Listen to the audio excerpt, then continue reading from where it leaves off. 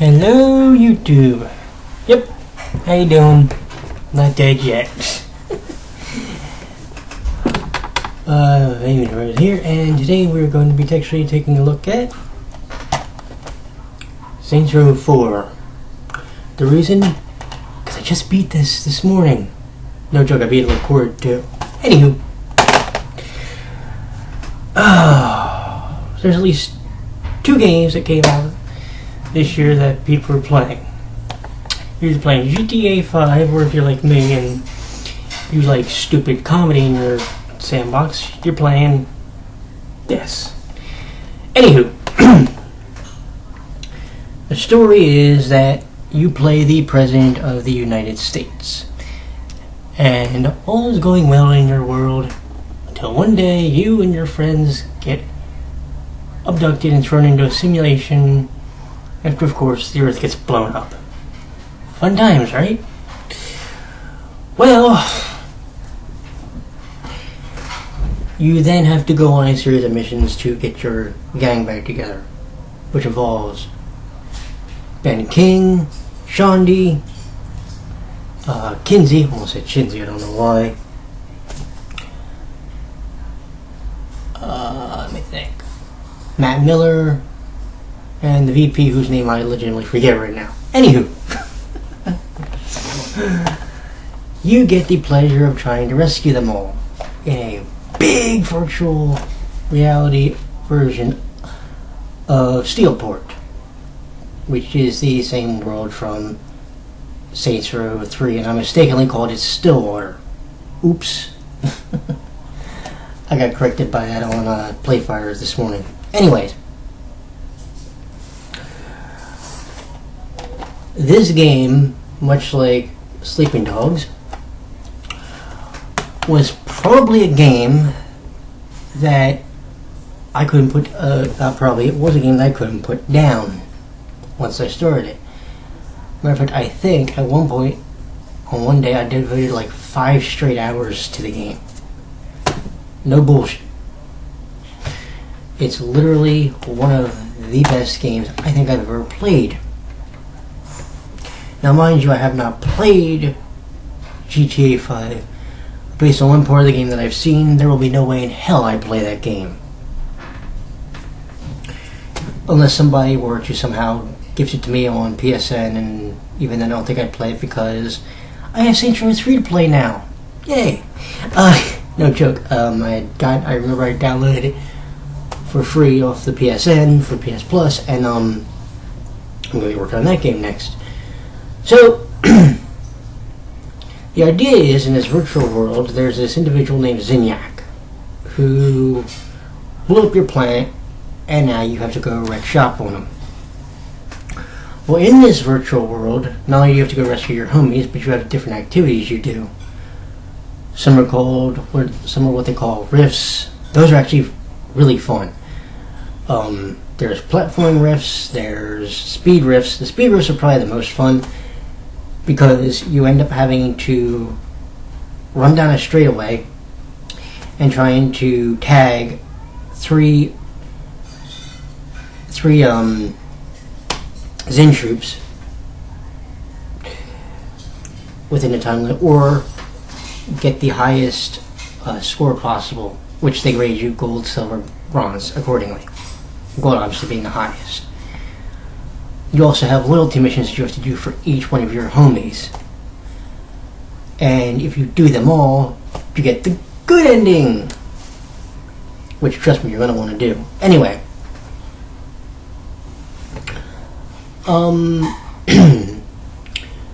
Weird thing. In order to get some of the trophies, you actually have to romance them. Now think about something here. If you have a male or a female character and you're romancing a character of the same gender, things get kind of weird. Like if you have a male character and you romance, say, Sid, which is a little computer orb looking thing. Yeah, you you get stuck with a very awkward scene between between the characters. Trust me when I tell you that. Ugh. Put it this way, if I didn't have to do it for a trophy, I wouldn't have. But I did, so what are you going to do?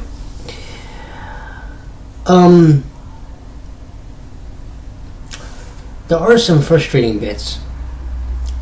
Like, okay, once you get this thing called a collectible finder, it'll show you where all the different items are in the game on the map, or at least the vicinity of them.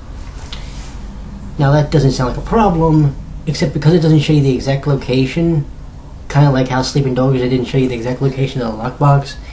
You're kind of jumping and hoping to see it light up, the symbol light up, so this way you know you're actually in the area. And then you go and collect the item and whatnot. There are, like, let me think, 36 36 audio logs, 8 text adventures, which are represented by old school desktop computers, by the way, and over 1,200 clusters. And yes, I went through and picked them all off. What's really funny about that is some of the clusters are stuck up on these towers. Oh, and there's also 5 towers that you have to go through. Those are fun. Those are fun, if not frustrating, because of the fact that you have to climb them.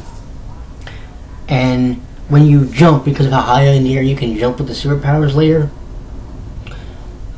trying to judge where you are, even if you adjust the camera so you're looking straight down, makes it kind of hard.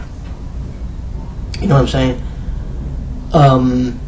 There are 4 superpowers involved in the game. One is telekinesis.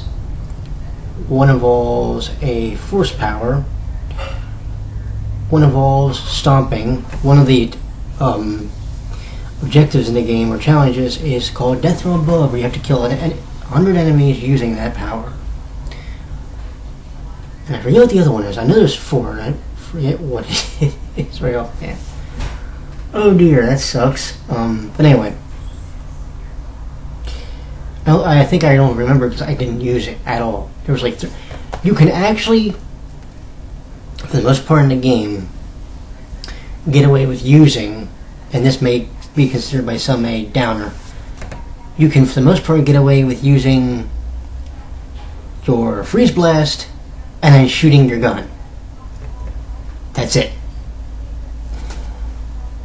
But this is important because since there's actually a shatter kill trophy, if you upgrade that enough, you can actually like do really, really good and get like serious experience off of just doing that. Difficulty, the game is not as hard as it seems, mainly because of that. However, later in the game there's these wardens that show up, and they can be as frustrating as piss, because they, along with certain other enemies, like to jump around a lot, and if they jump and they land, they can send you skyward, and that will really cause problems. Plus they shoot fireballs, and you can use telekinesis and all that good stuff. Not necessarily a problem, but when you're dealing with them and you sometimes also have to deal with other enemies, it can be a major pain in the backside. Believe me when I tell you that. Because you're trying to focus on one of them, and you got like 4 or 5 other enemies shooting at you. Not fun. There's also 30 plus hotspots. I almost forgot to mention it. 30 plus hotspots, and I forget how many actual 30 plus, I'm sorry, 30 plus flashpoints, and there's like 8 or 9 or so hotspots that you have to defeat. In order to defeat the flashpoints, you have to either kill the Zen troops and the warden, or just the Zen troops. To defeat the hotspot, you have to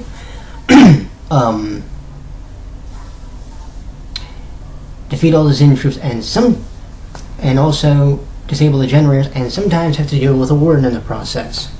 Trust me, that sucks. because you just got done dealing with hell from the other enemies. Probably, I will tell you this, though, probably one of the most frustrating parts of the game is towards the very tail end, and I'll explain why.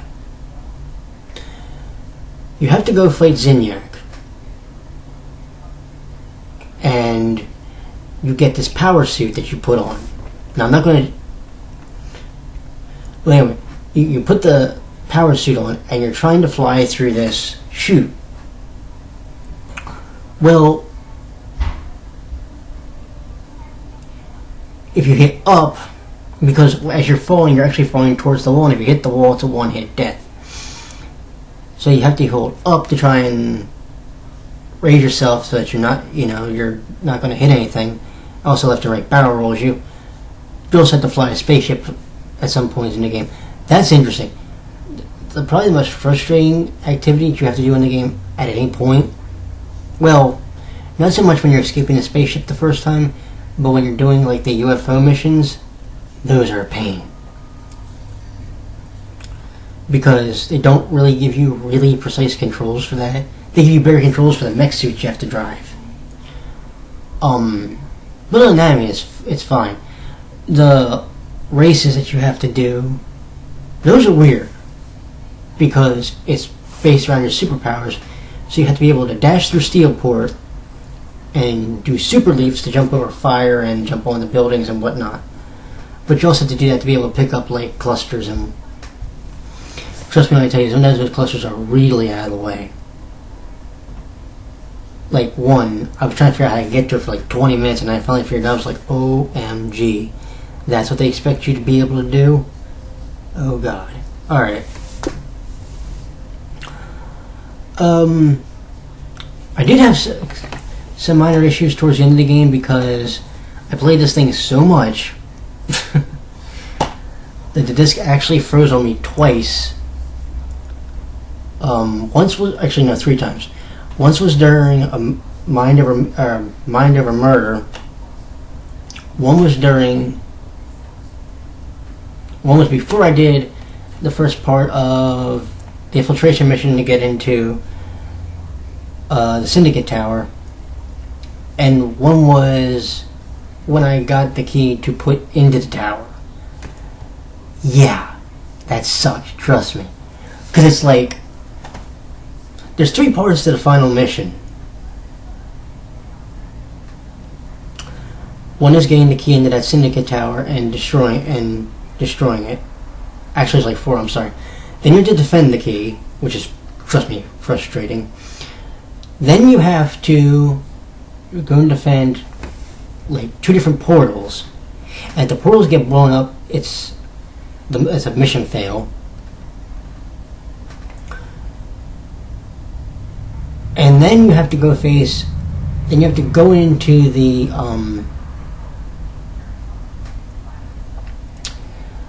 then you have to go into Zinyak's lair with a power suit, and then eventually, like I said, you have to do that descent with the fall to try and, go in there and beat the piss out of him.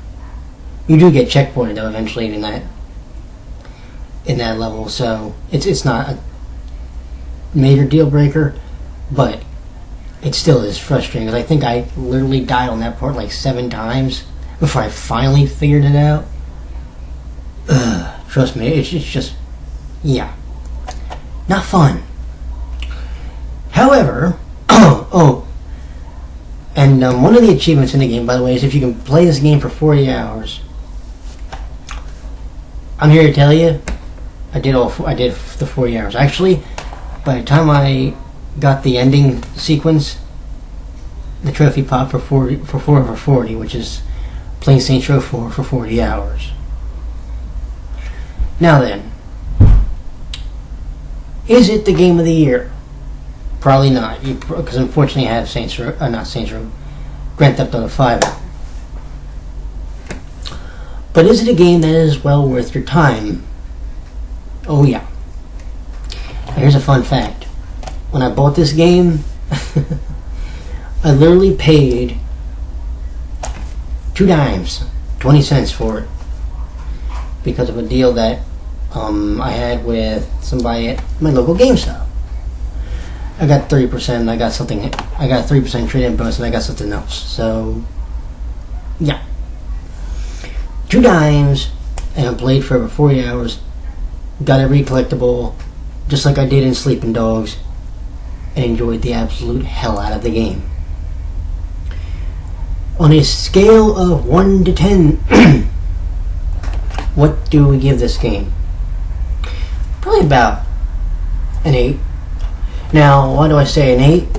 Well, because of the superpowers you have in the game, you don't really need your homies for a lot of the missions. With the exception of maybe like one mission, and obviously the end of the game when you're required, outside of the loyalty missions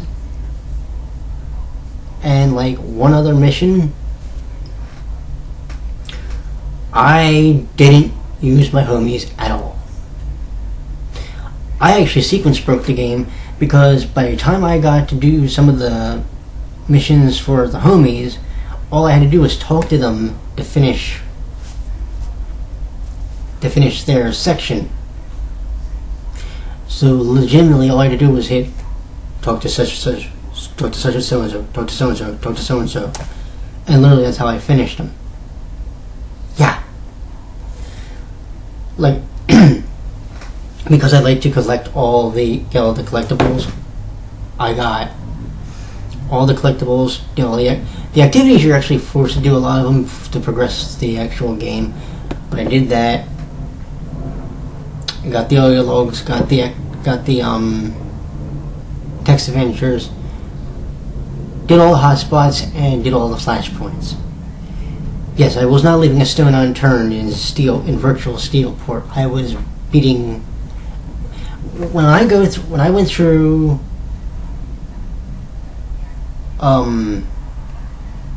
what was that game? When I went through Sleeping Dogs, I almost 100% that game as far as doing everything. I did get, though, all the spy cameras, all the hell shrines, all the jade statues, all the collectibles that I know you could get. That was my main concern when I go through a game like that. So, yeah, you could say I'm not a true completionist, but when it comes to getting all those neat little gizmos and knickknacks, I do everything in my power to do that. Hell, I did in my greatest crowning achievement is doing that in Sailor Moon Another Story, 100%ing that game. That was definitely a thumbs up. But yeah, definitely an 8 out of 10. I would actually say maybe 8.75, but I like to keep it like a round number. So 8 out of 10. You definitely need to play this game. I don't care if Grand Theft Auto 5 is out there and you're going to devote you need to devote the time to play this game, because probably 40 hours you're going to spend playing it are well worth it. And it's well worth the $40 to $60 you're going to spend on this title. I promise you. Because I did. I spent actually 20 cents, and I've said this to people. This is the best 20 cents I've ever spent in my life. No joke. So you need to go play it. Matter of fact, when you're done watching this video, if you have PS Plus, go on there. You can go on there and get Saints Row 4, or go to your local GameStop and get it now. No, I'm serious. Now, go. What are you watching the rest of this video for? Go. Just shoot.